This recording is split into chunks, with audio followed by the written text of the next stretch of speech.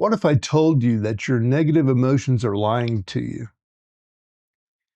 When you're angry or resentful, you're literally seeing a distorted version of reality. Imagine if you could step outside these emotions and see them for what they truly are, not facts, but temporary states of consciousness. I'm Mark Roach. Welcome to Transcendent, where we explore the deeper dimensions of human experience and consciousness. When you're caught in a negative state, you remember one set of things. When you're in a positive state, you remember completely different things. This isn't just an interesting observation. It reveals something profound about our nature, about consciousness. Think about it. Have you ever been absolutely certain someone was against you, only to realize later in a calmer state that you were seeing everything through a distorted lens? That's not coincidence. That's your negative state filtering reality. Maurice Nicoll, a profound psychological teacher, tells us that a person who is continually negative is really a very ill person. This isn't just like poetic language. Chronic negativity literally reshapes our perception, creating a prison we make for the world itself, or we mistake for the world itself. But here's where things get interesting. You have the right not to be negative.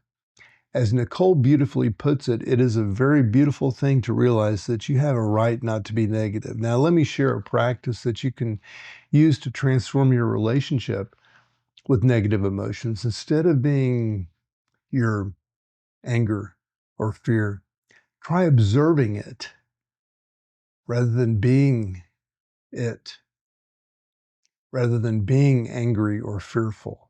Try observing it as if you're watching waves on the ocean of your consciousness.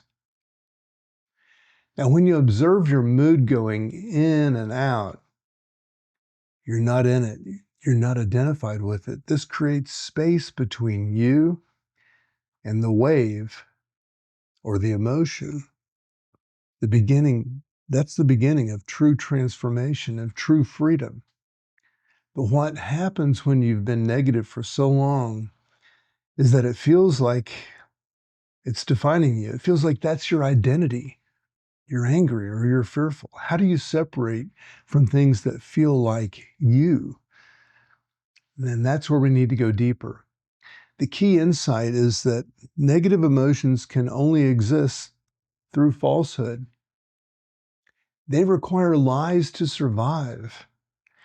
By questioning the thoughts that fuel your negative emotions, you begin to dismantle the structure that holds those negative emotions in place. Remember, you can change the parts of yourself that generate negativity without any harm to your true nature. In fact, you'll only become more authentic, more connected to what you truly are. Now, if this resonates with you, try the observation technique that I showed you for just 5 minutes a day. Notice what happens when you create space between yourself and your emotions.